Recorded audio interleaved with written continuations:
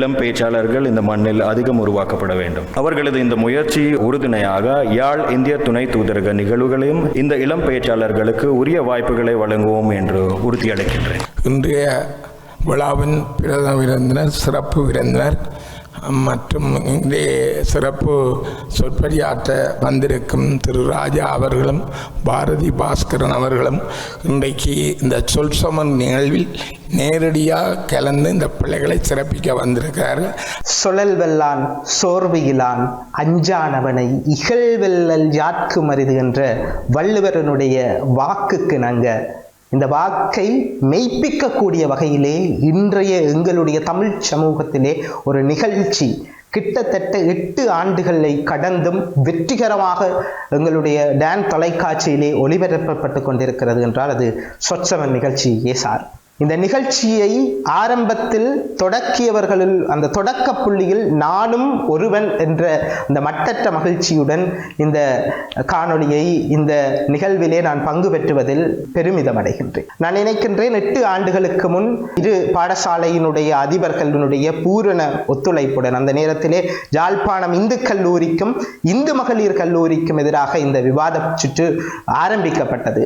அந்த நேரத்திலே யாழ்ப்பாணம் இந்து கல்லூரியிலே மதிப்புக்குரிய தயானந்தா சேரும், அதே போல இந்து மகளிர் கல்லூரியிலே திருமதி விமலாதேவி அம்மையாரும் அந்த நேரத்திலே அதிபர்களாக கடமையாற்றி இருந்தார்கள். அவர்களுடைய பூரண ஒத்துழைப்பிலே இந்து மகளிர் கல்லூரியிலே இந்த நிகழ்வு ஒரு மிகப்பெரிய ஒரு அந்த நேரத்திலே 2016 இப்படியெல்லாம் மாணவர்களுக்கான ஒரு களம் என்பது எங்குமே கிடையாது. இன்று செல்லிட தொலைபேசிகளை தடவி விளையாடி கொண்டிருக்கின்றோம். நாளை கண் பார்வையிலிருந்து தடவித்தான் நடக்கப் போகின்றோம் என்று நினைக்கையிலே எனக்கு கவலையாக இருக்கின்றது. பொம்மைகளுக்கு கூட அடித்தால் வலிக்கும் என்று நினைத்து அவர்களையும் மனிதர்களாக கருதி மனித நேயம் பார்த்த இன்றைய சமூகத்திலே வாழ்கின்ற குழந்தைகள் தான் நின்றோ மனிதர்களை பொம்மைகளாக சித்தரிக்கும் பப்ஜியிலும் ஃப்ரீ ஃபயரிலும் சுர்ரா வெற்றா என்று வன்முறையை வளர்க்கின்றன. இது இவர்களுக்கு வரமா? ஏதோ பாதுகாப்பு என்றெல்லாம் வந்து கதைத்தார். பெண்களுக்கு சம உரிமை வந்துவிட்டது என்று மார்கட்டி கொண்டிருக்கின்ற இன்றைய சமூகத்திலே தான் பெண்கள் தங்களுடைய முகங்களை வாட்ஸ்அப் டிபியில் வைக்க முடியாது, ஹைட் செய்து வைத்திருக்கின்றார்கள். ஒரு காகத்திற்கு அடிபட்டால் காக கூட்டமே வந்து நிற்கும். அந்த காகத்தை காப்பாற்றுவதற்கு ஒரு மனிதனுக்கு அடிபட்டாலும் ஒரு மக்கள் கூட்டமே வந்து நிற்கும். அவனை காப்பாற்றுவதற்காக அதை படம் பிடித்து வலைகளிலே பதிவிடுவதற்காக. Hello viewers, welcome back to my YouTube channel. இன்றைக்கு இந்த வீடியோல சுண்ணான் சந்தியில நடந்த ஆக்சிடென்ட் பற்றி தான் பார்க்க போறோம். வாங்க வீடியோக்குள்ள போலாம். இதுதான் இன்றைய வரமாம் இவர்களுக்கு. அடுத்ததாக அன்று கோயிலில் தேர் திருவிழாக்களில் கற்பூர பஞ்சாராத்தி தீபம் காட்டும் பொழுது 2000 கைகள் அரோகரா என்ற நாமத்துடன் உயர்ந்து இருக்கும். இன்றைக்கு ஒரு மனிதன் எந்த சாமியை கும்பிட வேண்டும் என்பதையும் சாதியை அடிப்படையாக கொண்டுதான் செய்கின்றார். அத்தகைய ஒரு மோசமான நிலையில் இருக்கின்ற நாங்கள் இந்த பிரச்சனை, இந்த சமூக புரள்வு என்றுதான் தொடங்கியதா? நிச்சயமாக இல்லை. சங்க காலத்திலே புறநானூற்றிலே ஒரு பாடல் இருக்கின்றது. வேற்றுமை தெரிந்த நாட்பால் உள்ளும் கீழ்ப்பால் ஒருவன் கற்பின் மேற்பால் அவன் கண் படுமே என்கிறது. அதாவது அந்த சங்க காலமும் இதே போன்று ஏற்ற தாழ்வுகளை கொண்ட ஜாதி வேறுபாடுகளை கொண்ட ஒரு சமுதாயம் தான். அன்றிலிருந்து தொடங்கிய அன்று போட்ட அந்த ஜாதியினுடைய விதைதான் இன்று விருட்சமாக முளைத்திருக்கின்றது என்றால் இதை யாரால் மறுக்க முடியும்? நடுவர் அவர்களே, நடிகர் விவேக்கினுடைய திரைப்படத்திலே ஒரு காட்சி வரும். தன்னுடைய தாயுடன் உரையாடி கொண்டிருப்பார். அப்பொழுது தாய் சொல்லுவார், இவனுக்கும் ஒரு பாயாசத்தை போட்டுடலாம் போல. இன்றைக்கு எத்தனையோ, இது கேட்பதற்கு நகைச்சுவையாக இருந்தாலும் இன்றைக்கு எத்தனையோ குடும்பங்களில் தங்களுடைய மனைவிகள் இவ்வாறு தான் கணவனுக்கு பாயாசத்தை போட்டு சோழியையே முடித்து விடுகின்றார்கள். உழைப்பு என்றால் எப்படி இருக்க வேண்டும் என்பதை எங்களுடைய முன்னோர்கள் சொன்னார்கள். அன்றைய காலகட்டங்களிலே கதிரவன் இளமும் கண்விழித்து அரசுவை உணவுக்கு நிகர் கஞ்சி இறந்தி உடல் உலர்த்தி பொடிநடையாய் வயல் நாடி ஆண்டவனை தொழுது தாய் மண்ணை உழுது விதைத்து விளைவித்து இறுதி அறுவடையை கையிலே ஏந்தி மார்தட்டி மகிழ்ந்த போது மீசையை முறுக்கிக் கொண்டு நான் உழைப்பாளி என்று சொல்லி மார்தட்டி மகிழ்ந்தார் என்னுடைய முன்னோர்கள். ஆனால் இன்று என்ன செய்து கொண்டிருக்கிறார்கள்? மொத்தமாகி மெத்தை மீது சாய்ந்து கொண்டு தினம் தினம் கைபேசி முகத்திலே சுயமுகத்தை தொலைத்துக் கொண்டிருக்கக்கூடிய இளஞ்சமுதாயம் ஐயா இந்த சமுதாயம். பெற்றோர்களை பாருங்கள், இன்றைக்கு மதுபான சாலைகளிலே அலைமோதி கொண்டிருக்கிறார்கள் குடும்பஸ்தர்கள். சின்னத்திரைக்கு அடிமையாகி ஒப்பனையிலே அலங்கார நிலையங்களிலே அலைமோதி கொண்டிருக்கிறார்கள் இல்லத்தரசிகள். இப்படிப்பட்ட சூழ்நிலையிலே புராதன காலத்திலே இதிகாசங்களாக இருக்கட்டும், அறநூல்களாக இருக்கட்டும், எங்களை வளர்த்தெடுக்க வேண்டும் என்கிற நோக்கிலே பற்பல இலக்கிய மூலாதாரங்களை எங்களுக்கு விட்டு சென்றார்கள் எங்களுடைய முன்னோர்கள். ஆனால் இன்றைய காலத்திலே இடைவந்து புகுந்து கொண்ட சினிமா மோகம், சிதைந்து போன கூட்டு குடும்பங்கள், போதைப் பொருள் பாவனைகள், கைபேசி பாவனைகள் என்று சொல்லி பற்பல நவீன புரள்கள் காரணமாக, நவீன முகழ்வுகள் காரணமாக தவறான பாதைக்குள் மூழ்கிக் கொண்டிருப்பது எங்களுடைய சமுதாயம். ஆக புராதன காலத்து மக்கள் எங்களை வளப்படுத்தும் முயற்சிகளை எங்களுக்கு கொடுத்து சென்ற இந்த இனத்தை நாங்கள் தான் சீரழித்துக் கொண்டிருக்கிறோம். நான் எங்களுடைய துணை தூதர் ஐயாவிற்கு நன்றி சொல்ல வேண்டும்.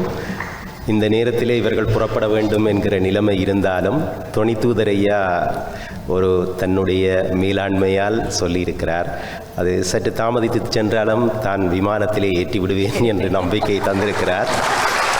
அவருக்கு நன்றியை சொல்லி இனி அவர்களே மிகுதியை பார்த்து கொள்வார்கள். வணக்கத்துக்கும் மரியாதைக்கும் உரிய துணை தூதர் ஐயா அவர்களே, சித்தார்த்தன் ஐயா அவர்களே, நாகரத்னம் ஐயா அவர்களே, லலிசன் ஐயா அவர்களே, மேடையில் இருக்கிற அன்பு சகோதரர் ராஜா அவர்களே, டான் தொலைக்காட்சியை சேர்ந்த அனைத்து சொந்தங்களே, நண்பர்களே, அரங்கத்திலே கூடியிருக்கிற பிள்ளைகளே, அவர்களினுடைய பெற்றோர்களே, ஆசிரியர்களே, எல்லாருக்கும் என்னுடைய பணிவன்பு கலந்த வணக்கத்தை முதலில் தெரிவித்துக் கொள்கிறேன். இன்றைக்கு நான் ஏற்கனவே நிறைய பேசிவிட்டேன்.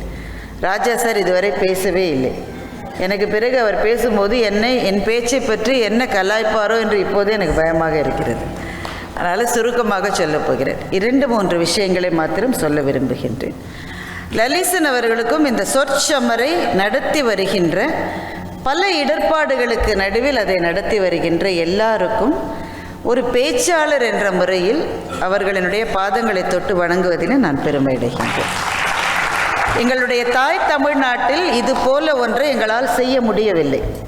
அங்கே இருக்கிற வாய்ப்புகள் அதிகம், அங்கே இருக்கிற தொடர்புகள் அதிகம், அங்கே எங்களால் செய்ய முடியும். அந்த நிலைப்பாட்டிலே நாங்கள் இருந்தாலும் கூட அங்கே நாங்கள் செய்ய முடியாததை இங்கே இருந்து செய்கிற இந்த சொற்சமரை நடத்துகிற எல்லாருக்கும், டான் டிவியை சேர்ந்தவர்களுக்கும், ஆதரவு கொடுக்கிற எல்லாருக்கும் எப்படி என்னுடைய நன்றியை சொல்லுவது என்று எனக்கு தெரியவில்லை. நாங்கள் பெற்றுக்கொண்டோமே தவிர அதை சமூகத்துக்கு நாங்கள் திருப்பி தரவில்லை. ஆனால் லலிசன் அவர்களினுடைய ஏற்பாட்டில் அதை திருப்பித் தருகிற முகமாக இந்த பிள்ளைகளை வளர்த்து வருகிற இந்த ஏற்பாடு மிகச் சிறந்தது. அருகில் லலிசன் ஐயா அவர்கள் சொன்னார்கள், தாய் தமிழ்நாட்டிலிருந்து நாங்கள் உதவி செய்கிறோம் என்று. உண்மையிலே அந்த பெருமை ராஜா சாருக்குத்தான் போக வேண்டும். அவர்தான் ஒரு முறை என்னை ஃபோனில் அழைத்து லலிசன் இப்படி ஒன்றை நடத்துகிறார், நீங்கள் பாருங்கள் என்று அந்த யூடியூப் காணொலி அந்த லிங்கை எனக்கு அனுப்பினார். அதற்கு பிறகுதான் நான் பார்க்க தொடங்கினேன். ஆனால் என்னை விட அவர்தான் மிகச்சரியாக ஒவ்வொரு வாரமும் பார்த்து லலிசனிடமும் பேசி அதுக்கு திருத்தங்களை சொல்லி பாராட்டுதல்களை செய்து உதவிகளை வழங்கி வருவதில் முதலிடம் பிடிப்பவர் ராஜா சார் தான். நான் 2வது இடத்தில் தான் இருக்கின்றேன். இது ஏன் தேவை ஏனென்றால் இங்கே இதில் பயிற்சி பெறுகிற நீங்கள் எல்லாருமே நாளைக்கு பேச்சாளர்களாக ஆகலாம். ஒருவேளை பேச்சாளர்கள் இல்லாமல் வேறு துறைகளிலும் நீங்கள் ஈடுபடலாம். ஆனால் இந்த பயிற்சி என்பது வாழ்நாள் முழுவதும் உங்கள் கூட வரும். இன்றைய உலகம் என்பது பேசுபவர்களுக்கான உலகம். நான் பள்ளியிலே 2ஆம் 3ஆம் வகுப்பில் படிக்கிற போது என்னிடம் சொல்லுவார்கள், எந்த பிள்ளை பேசாத பிள்ளையோ அந்த பிள்ளை நல்ல பிள்ளை என்று சொல்லுவார்கள். எனவே என் பள்ளியில் ஒரு நாளும் நல்ல பிள்ளை என்ற பட்டத்தை நான் வாங்கியதே இல்லை. எப்போதும் பக்கத்தில் இருப்பவரிடம் பேசி கொண்டிருப்பதற்காக தான் கடவுள் என்னை படைத்தார் என்று நான் நினைப்பேன். எனவே நல்ல பிள்ளை என்ற பெயரை நான் வாங்கியது இல்லை. ஆனால் இன்றைக்கு அந்த அளவுகோல்கள் மாறிவிட்டன. நீங்கள் எந்த துறையில் இருந்தாலும் நீங்கள் செய்கிற வேலை 95 விழுக்காடு தான் அல்லது 90 விழுக்காடு தான். நீங்கள் என்ன செய்தீர்கள் என்பதை பற்றி ஒரு 10 விழுக்காடு நீங்கள் பேசினால்தான் நீங்கள் ஜெயிக்க முடியும். இதுதான் இன்றைய உலகம். இது நியாயமா, இது நேர்மையா, அதெல்லாம் வேற கேள்வி. ஆனால் இதுதான் யதார்த்தம். இந்த யதார்த்த களத்தில் ஒரு இடத்திலே நின்று நீங்கள் பணி செய்கிற இடத்தில் உங்கள் மேலதிகாரியிடமோ கூட வேலை செய்கிறவர்களிடமோ அல்லது தொடர்பில் இருப்பவர்களிடமோ, ஏன் குடும்பத்தில் உங்களினுடைய கணவன் அல்லது மனைவியிடம் கூட இருப்பவர்களிடம் கூட பேசுவதற்கென்று ஒரு முறை இருக்கிறது. ஒரு எதிர்கருத்து வருகிற போது உடனே ஓவென்று அழுது, குறிப்பாக பெண் பிள்ளைகளுக்கு சொல்லுகிறேன், உடனே அலுவலகத்திலே நான் பார்த்திருக்கிறேன், மேலதிகாரி திட்டிவிட்டால் ஓ என்று அழ வேண்டும். இது அதற்கான எதிர்வினை அல்ல. அந்த கருத்தை வாங்கி கொண்டு அதை உள்ளத்துக்குள்ளே செலுத்தி கொண்டு வருகிற கோபத்தை சமநிலைப்படுத்தி பதிலை மாத்திரம் சொல்லுவது என்பது ஒரு கலை. இந்த கலை மேடைக்கு மாத்திரமல்ல, வாழ்க்கைக்கும் தேவையானது. இதை நீங்கள் இங்கே தெரிந்து கொள்கிறீர்கள். அதற்கு லலிசன் ஐயா அவர்கள் உதவி செய்கிறார்கள். எனவே இதில் வருகிற ஒவ்வொரு பிள்ளைக்கும், அந்த பிள்ளையை அழைத்து கொண்டு வருகிற பெற்றோருக்கும், இதில் அவர்களுக்கு பயிற்றுவிக்கிற பணியில் இருக்கிற எல்லாரும் எதிர்காலத்தை நீங்கள் செதுக்கி கொண்டிருக்கிறீர்கள். அதனால் உங்கள் எல்லாருக்கும் வாழ்த்துக்கள். நான் சொல்ல விரும்பிய 2வது விஷயம், நிறைய குழந்தைகள் இருக்கிறார்கள். ஒவ்வொருவரின் பேச்சையும் கேட்டு கேட்டு அதற்கு எப்படி இன்னும் திருத்திக் கொள்ளலாம் என்று சொல்லுவதற்கான ஒரு பயிலரங்கை ஆன்லைனில் செய்வதற்கு நாங்கள் தயாராக இருக்கிறோம். இப்போ இந்த மாதிரி ஒரு 3 நிமிஷம் 5 நிமிஷம் பேசுவதில் அதை சொல்ல முடியாது.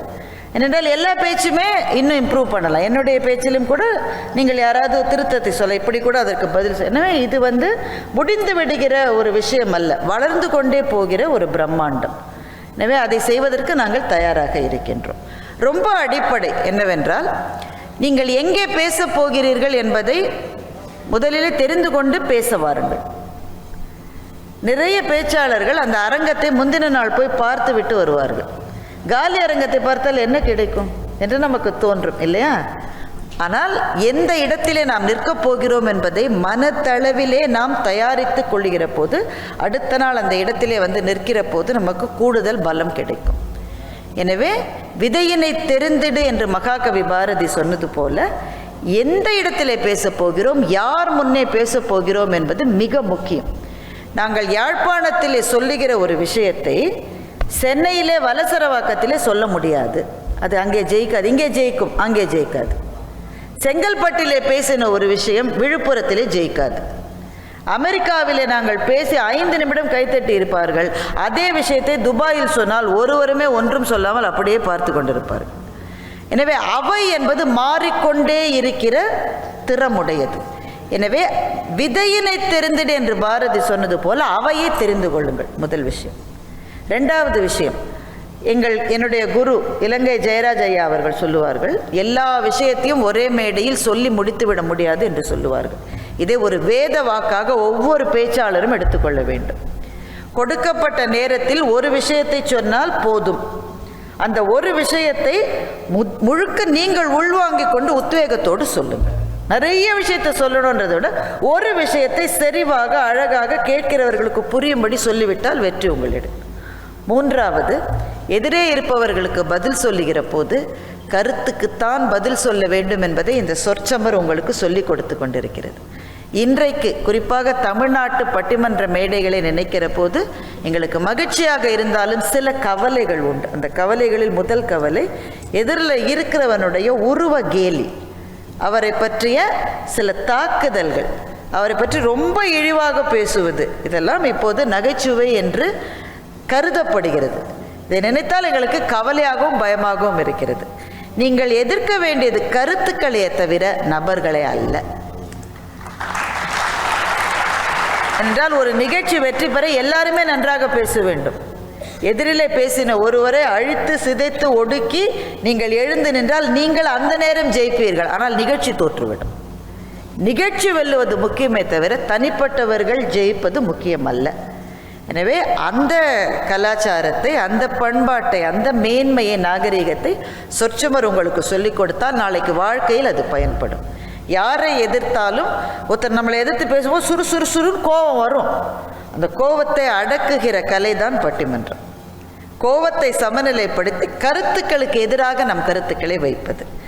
இறுதி நிறைவாக எல்லாவற்றை விட முக்கியமாக எந்த சொற்சமரிலும் ஜெயிப்பதற்கு தேவையாக உங்கள் கையிலே ஒன்று இருக்கிறது என்றால் அது சொற்களினுடைய வளமை.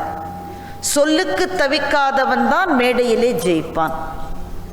நீங்கள் சென்னை தமிழ்நாட்டு தொலைக்காட்சி யூடியூப்லலாம் நீங்கள் இப்போ பார்த்தீங்கன்னா இங்கே நான் என்ன சொல்ல வரேன்னா, நீ என்ன சொல்ல வர?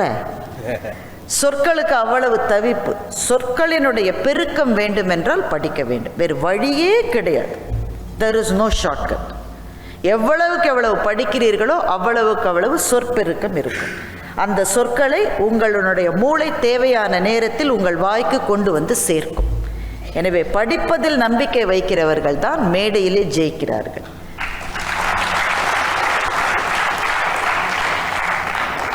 வாழ்க்கை முழுக்க விவாதித்து கொண்டே இருக்க போகிறீர்கள். நிறைய பிள்ளைகள் இருக்கிறார்கள். நீங்கள் பள்ளி முடிந்த உடனே வாழ்க்கை ஒரு வர்ணமயமான வானவில் என்று நீங்கள் நினைத்து கொண்டிருப்பீர்கள். அந்த வயது அப்படி அல்ல. வாழ்க்கை முழுவதுமே it is a matter of debate. யாரோடமாவது எதுக்காவது ஒரு விவாதம், ஒரு சண்டை வந்து கொண்டே இருக்கும். அதில் சரியான சொற்களை சொல்கிறவர்கள் ஜெயிக்கிறார்கள் அல்லது சமநிலைக்கு கொண்டு வருகிறார்கள். எனவே மிகச்சிறந்த பயிற்சி களத்தில் நிற்கிறீர்கள். நாங்கள் இந்த நிகழ்வை நேற்று முன்தினமே செய்திருக்க வேண்டியது. விமானம் இல்லை என்ற காரணத்தினாலே இன்றைக்கு அவசரமாக செய்கிறோம். உங்களுடைய வேலைகளை விட்டுவிட்டு இவ்வளவு தூரம் நீண்ட பயணம் செய்து வந்து எங்களை பார்க்க வந்திருக்கிற இந்த அன்பு குழந்தைகளுக்கு நாங்கள் எதை சொல்ல முடியும்? நன்றி என்ற ஒரு வார்த்தையை சொல்லுகின்றேன். இதற்கு ஆதரவு அளிக்கின்ற இந்திய துணை தூதர் அவர்களுக்கும், அவர் அலுவலகத்திலே இருக்கிற ஏனைய அலுவலர்களுக்கும், குறிப்பாக எங்களுடைய அன்பு சகோதரர் பிரபாகரன் அவர்களுக்கும், வந்து சிறப்பித்திருக்கின்ற மேன்மையாளர்களுக்கும், பெற்றோர்களுக்கும், இதை ஒரு வேள்வி போல செய்து கொண்டிருக்கிற அன்பு சகோதரர் லலிசன் அவர்களுக்கும் என்னுடைய நன்றியை சொல்லி திரும்பவும் விரைவில் சந்திப்போம் என்று சொல்லி விடைபெறுகின்றேன். வளமையாக எங்களை ராஜா சார் கட்டுப்படுத்துவார். ஒரு வார்த்தை ராஜா சாரை பற்றி சொல்ல வேண்டும். உண்மையில் இந்த சொற்சமர நிகழ்ச்சியை எனக்கு பின்னின்று பெரும் சக்தியாக ஆலோசனை தந்து இயக்குபவர் ராஜா சார் தான். இந்த பாம்புகளுக்கெல்லாம் ராஜா என்றால் நாகராஜா, மரங்களுக்கு ராஜா என்றால் அரச மரம், இப்படியே சொல்லிக்கொண்டு போகலாம்.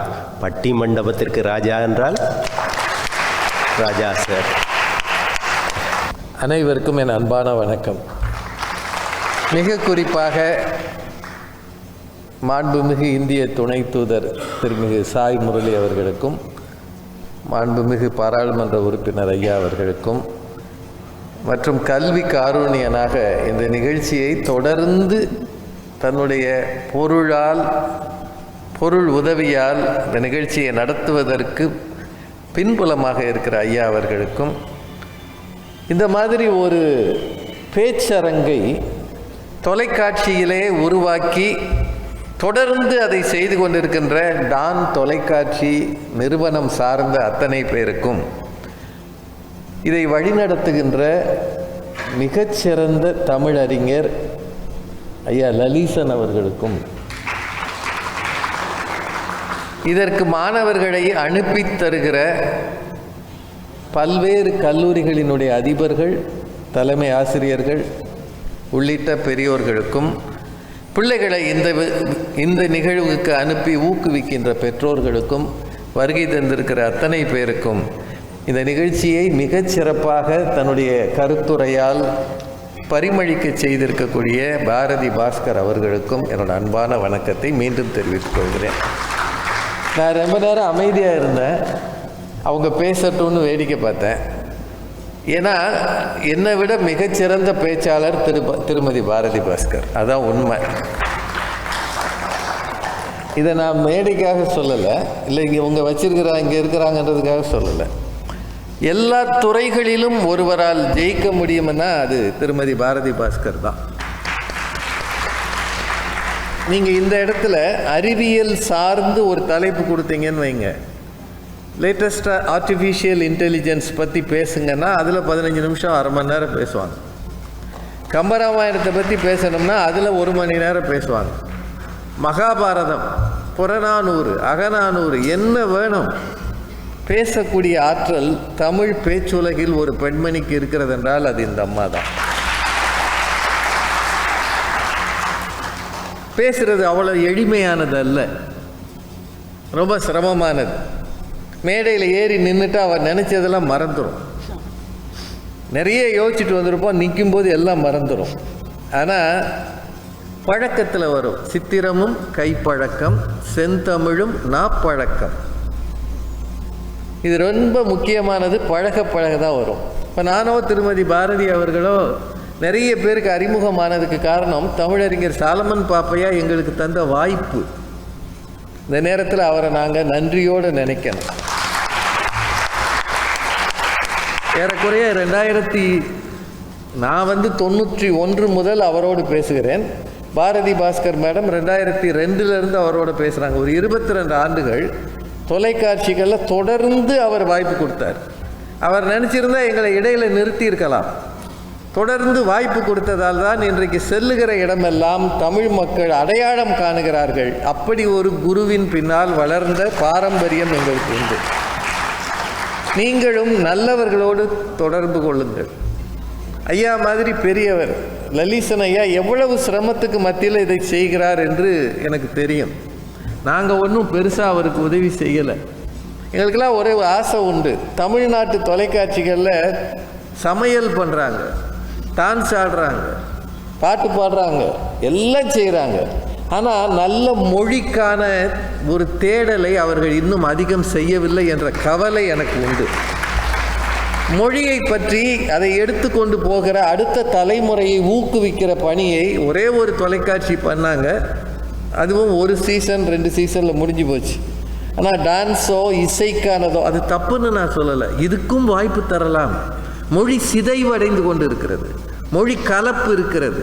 நல்ல தமிழ், பாரதி மேடம் சொன்னாங்க பாருங்க, சொல் வளம் என்பது குறைந்து வருகிறது.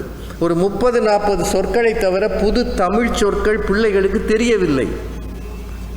தெரியவே இல்லை. சமீபத்தில் ஒரு பேச்சாளர் தமிழ்நாட்டில் சொன்னார், காகுத்தன் கதை அப்படின்னு ராமாயணத்தை ஒரு முனைவர் பட்டம் பெற்றவர்கிட்ட சொன்னாராம். காகுத்தன்னா யாருன்னு அவர் கேட்டாராம். அவர் PhD பண்ணியிருக்கிறார். ராமாயண கதையை பற்றி சொன்னால் ராமன் பேரே தெரியல அவருக்கு. ஆனால் அவர் தமிழில் முனைவர் பட்டம் பெற்றிருக்கிறார். இது எவ்வளவு பெரிய அவலம் இல்லையா? ஆனால் இந்த பிள்ளைகள் இந்த மேடையில் வந்து புறநானூரையும் இங்கே இருக்கக்கூடிய 14 கீழ்கணக்கு நூல்களையும் திருக்குறளையும் பற்றி சொல்லும்போது, குண்டலகேசியை கூட சொல்லும்போது ரொம்ப பெருமையாக மகிழ்ச்சியாக இருக்கு.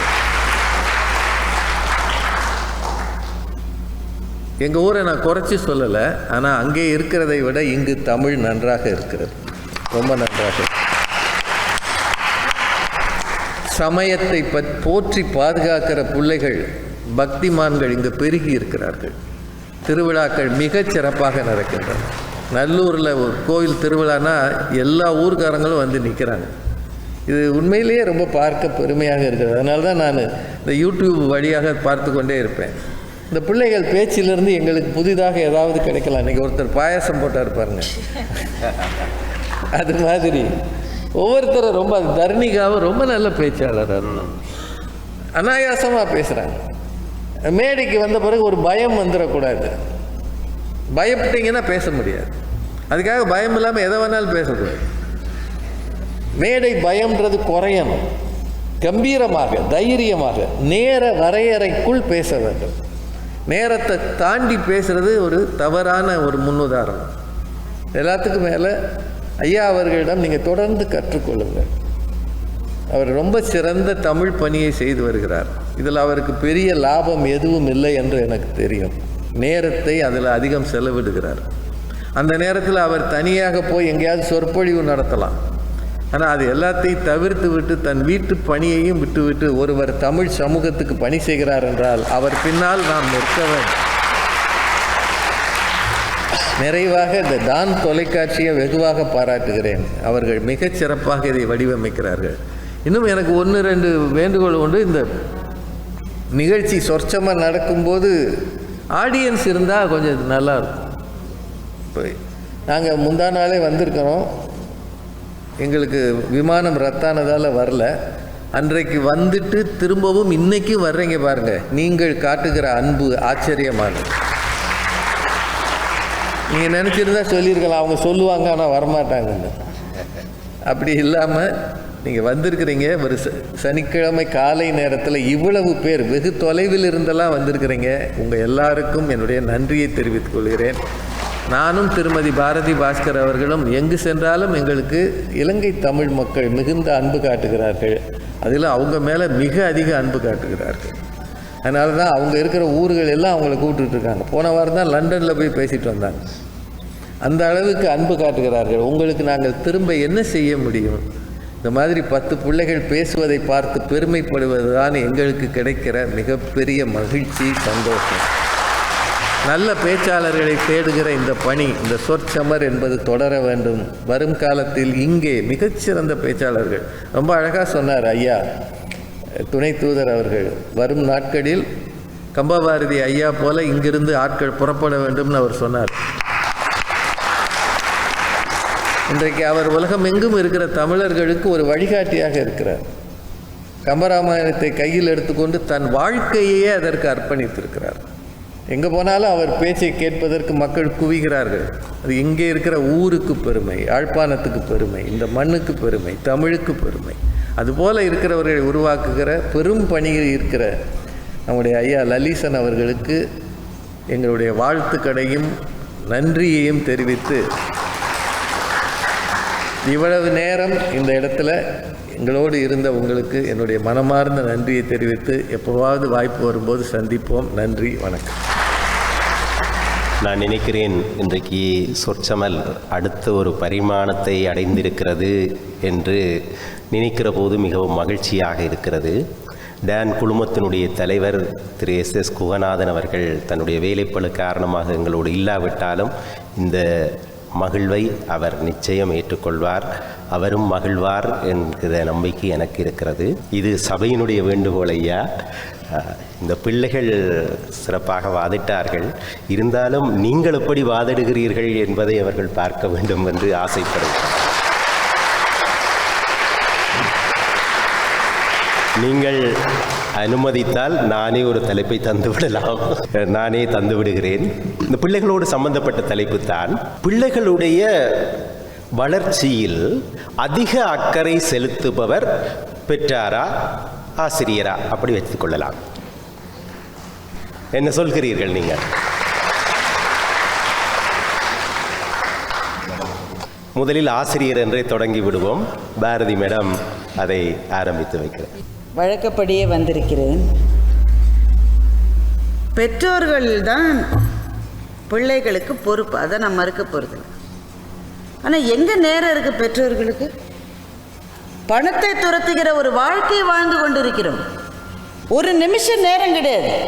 வீட்டில் சமையலை பார்க்குறதா, வருவாயை தேடுவதற்கான வழியை பார்ப்பதா, வம்பு தும்புகளை பார்ப்பதா, தொலைக்காட்சியை பார்ப்பதா, வருகிற அழைப்புகளுக்கு பதில் சொல்வதா, இதை தாண்டி பெற்றோர்களுக்கு எங்கே நேரம் இருக்கிறது என்று நான் கேட்கின்றேன். முதலில் பெற்றோர்கள் எந்த வீட்டிலாவது படிக்கிறார்களா? அவர்கள் புத்தகங்களை படித்தால் தானே அதை படித்து பிள்ளைகளுக்கு வழிகாட்ட முடியும்.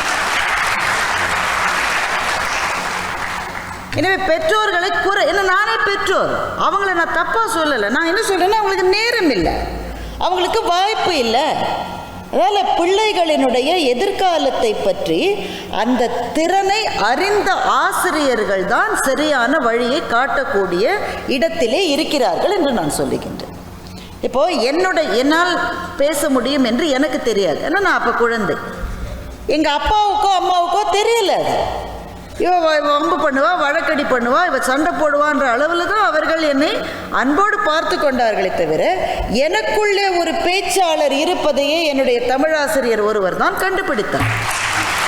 என்னை திரும்ப திரும்ப மேடையில் பேச வைத்தார். நீங்களாம் முதல் முறை சர்ச்சுமருக்கு வந்தப்போ பயப்படுவீங்க, அது நானும் பயப்பட்டேன். டீச்சர் என்னை விட்டுருங்க, நான் பேச மாட்டேன், எனக்கு இது வராது, என்னை விட்டுருங்க டீச்சர், விட்டுருங்க டீச்சர். அழுதுருக்கேன்.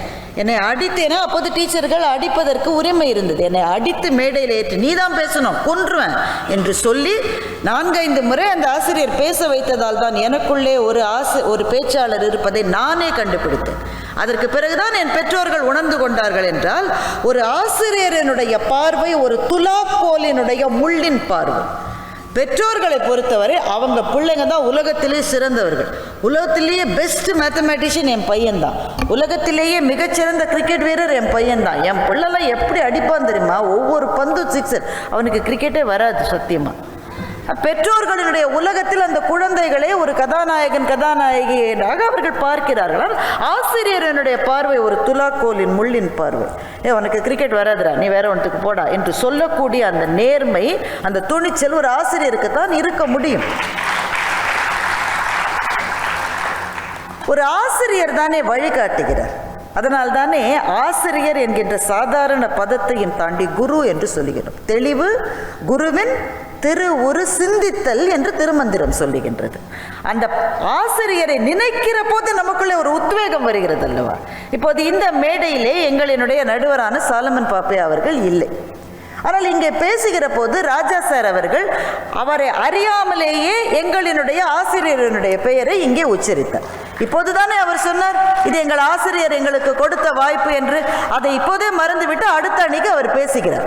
அவருடைய பேச்சை இந்த அணி முழுமையுமாக புறந்தள்ள வேண்டும் என்று நான் கேட்டுக்கொள்கின்றேன். நான் முன்பே சொன்னதுபடி பெற்றோர்கள் அன்புக்குரியவர்கள், வாழ்த்துக்குரியவர்கள், வணக்கத்துக்குரியவர்கள். ஆனால் வழிகாட்டுகிற இடத்தில் அவர்கள் இல்லை. வழிகாட்டுகிற இடத்திலே ஆசிரியர்கள் தான் இருக்கிறார்கள் என்ற காரணத்தினால், அதுவும் தவிர ஆசிரியர்களுக்கு முறையான பயிற்சி கொடுக்கப்படுகிறது. ஒரு பிள்ளையை வளர்ப்பது எப்படி என்று எந்த பெற்றோராவது எப்போதாவது பயிற்சி எடுத்திருக்கிறார்களா? நீங்கள் சொல்லுங்கள். பிள்ளையை பெற்ற உடனேயே அவர்களுக்கு பயிற்சி வந்து விட்டதாக அவர்களை நினைத்துக் கொள்கிறார்கள். அவர்கள் வளர்ப்பதற்கான ஒரே அளவுகோல் அடுத்த வீட்டு பிள்ளையை விட தன்னோட பிள்ளை நல்லா இருக்கா இல்லை என்பதை தாண்டி அளவுகோலே கிடையாது. பெற்றோர்கள் செய்கிற இன்னொரு மிகப்பெரிய தவறை வருத்தத்தோடு இந்த இடத்துல சொல்லுகின்றேன். ஒப்பிடுகிறார்கள் பெற்றோர்கள். எங்கள் வீட்டுக்கு அடுத்த வீட்டில் ஒரு சத்தம், என்னடா ரமேஷ் இப்படி பண்ணிட்டியடா, என் தலையில் மண்ணை தூக்கி போட்டுட்டியடா ரமேஷ், என்னடா இப்படி மார்க்கு கம்மியாகும். நான் கூட ரமேஷ் எங்கள் ஊரில் +2ன்னு சொல்லுவாங்க, பள்ளி இறுதி வகுப்பில் ஃபெயில் ஆகிட்டான்னு நினச்சேன். கடைசியில் பார்த்தா ரமேஷ் யூகேஜியில் படிக்கிறான்.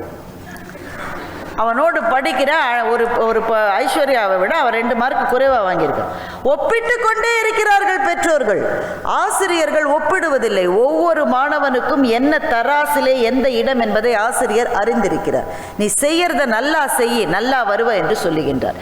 என்னை கேட்டால் ஆசிரியர்களினுடைய கைகளை இன்றைக்கு பல அரசாங்கங்களினுடைய விதிகள் கட்டுப்படுத்தி கொண்டிருக்கின்றன. ஆனால் ஆசிரியர்களுக்கு உரிய இடத்தை ஒரு சமூகம் கொடுக்கிற போதுதான் அந்த சமூகம் அடுத்த படிக்கே போக முடியும்.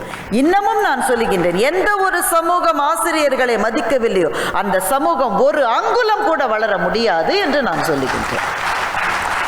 ஒரு குருவை நாம் மனதிலே நினைத்தால் கூட போதும், நமக்கு மேன்மை கிடைக்கும். அதுதான் குருவுக்கும் மாணவனுக்கும் இருக்கிற உறவினுடைய புனிதம். ஒரு தகப்பன் தாயினுடைய ஆசீர்வாதம் நமக்கு தேவை. ஆனால் வாழ்க்கையில் நாம் தேர்ந்தெடுத்த பாதையில் மேலே மேலே போக வேண்டும் என்றால் ஒரு ஆசிரியர் தான் அதற்கு வழிகாட்ட முடியும். பெற்றோர் அன்பை செலுத்தலாம், ஆனால் ஆசிரியர் தான் வழிகாட்டுவார் என்று சொல்லி, இதற்கு பிறகும் ராஜா சார் அவர்கள் பேச வந்தால் விமானம் கிளம்பிவிடும் என்பதையும் அவருக்கு நினைவுபடுத்தி அமர்கின்றேன். இனி ராஜா சார். பெற்றோர் வணக்கங்க. இந்த மாதிரி ஒரு நெருக்கடியை நான் சந்தித்ததே இல்லை. பாப்பையா சாரை உட்கார வச்சு தான் நாங்கள் 2 பேரும் சண்டை போட்டிருக்கோம். ஆனால் இன்றைக்கி லலிசன் சார் பெல் அடித்து நாங்கள் முதல் முறையாக உட்காந்துருக்கோம். அது என்னுடைய பாக்கியம். திருமதி பாரதி பாஸ்கர் அவர்கள் மிகச்சிறப்பாக பேசினார். ஆசிரியர்களை குறைத்து பேச நானும் வரவில்லை. தமிழறிஞர் சாலமன் பாப்பையா இல்லை என்றால் நான் மேடைக்கே வந்திருக்க மாட்டேன். ஆனால் நான் மேடைக்கு வந்தது 31 வயசில். 31 வயசு வரைக்கும் என்னை காப்பாற்றி கொண்டு வந்தது எங்கள் அப்பா.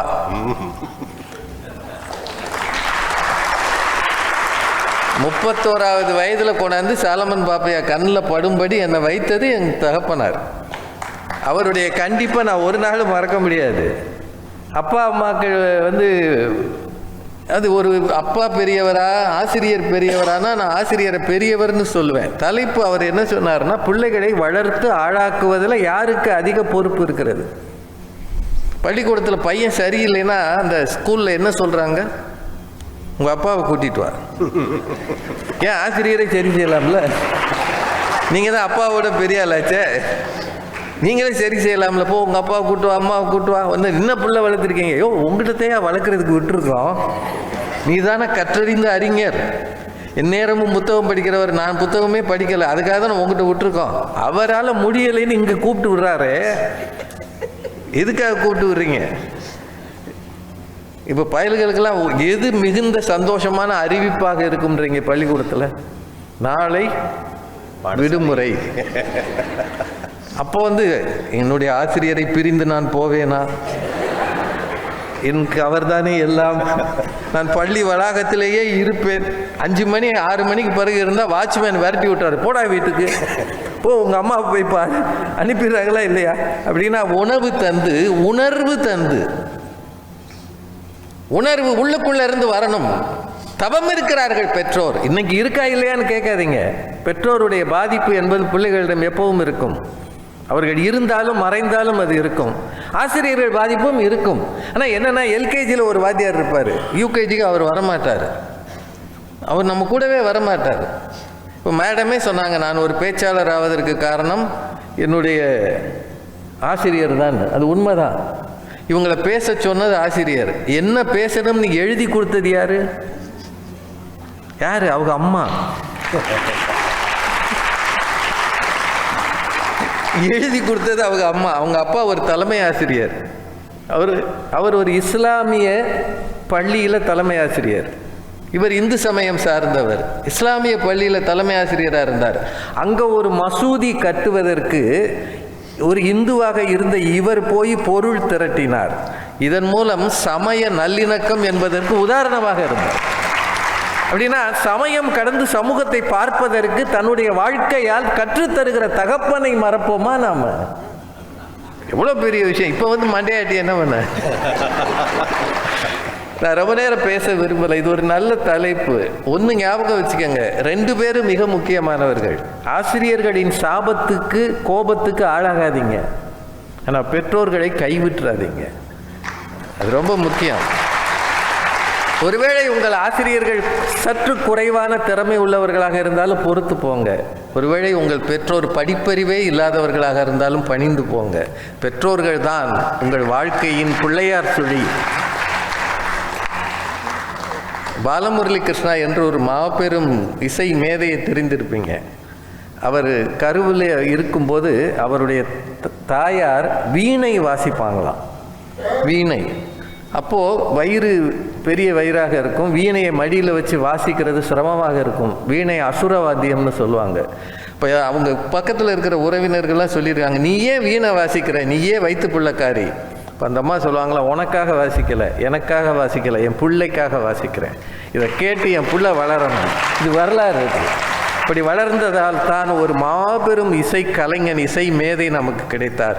தாயின் கருவிலை இருக்கும்போதே நீங்கள் சொல்லுகிற மந்திரங்கள், நீங்கள் செய்கிற பக்தி வழிபாடுகள், நீங்கள் நினைக்கிற நல்ல நினைவுகள், நீங்கள் வாசிக்கிற கல்வி, அத்தனையும் அந்த பிள்ளைக்கு உணவு மட்டுமல்ல, இதுவும் சேர்ந்து போகும் என்றால் ஒரு பிள்ளையை உருவாக்குகிற பெரும் பொறுப்பு பெற்றோருக்குத்தான் இருக்கிறது. ஆசிரியர் துணை காரணம் என்று சொல்லி இந்த மாதிரி ஒரு பட்டிமன்றத்தில் என்னை கொண்டு விட்ட லலிசன் ஐயாவுக்கு நன்றி சொல்லி விடைபெறுகிறேன். நான் என்னவோ முற்பிறவியிலே தவம் செய்திருக்கிறேன். அந்த தவத்தின் பயனை இன்றைக்கு நான் அனுபவிக்கிறேன். இந்த 2 பெரும் மேதைகள் மத்தியிலே நடுவிலே இருந்து இப்படி மணியடிக்கிற பாக்கியம் எனக்கு கிடைத்தது நான் செய்த தவம். அந்த தவத்திற்கு காரணம் அல்லது அந்த வரத்திற்கு காரணம் இந்த சொற்சமர் நீங்கள் அத்தனை பேரையும் பணிந்து போற்றுகிறேன். பாரதி மேடம் என்னை விகடமாக கேட்டார், தீர்ப்பு என்ன சார் என்று. தீர்ப்பு நான் சாலமன் பாப்பையா சார்கிட்ட ஃபோன் பண்ணி கேட்டு விமான நிலையத்திலே வைத்து சொல்கிறேன் என்று சொல்லி, இந்த பதில் நீதவான்கள் தீர்ப்பு சொல்ல மாட்டார்கள். வழமையாகவே இந்த நீதிமன்றத்திலே பதில் நீதவான் அடுத்த தவணைக்கு ஒத்தி வைத்து விடுவார். நானும் ஒரு பதில் நீதவான்.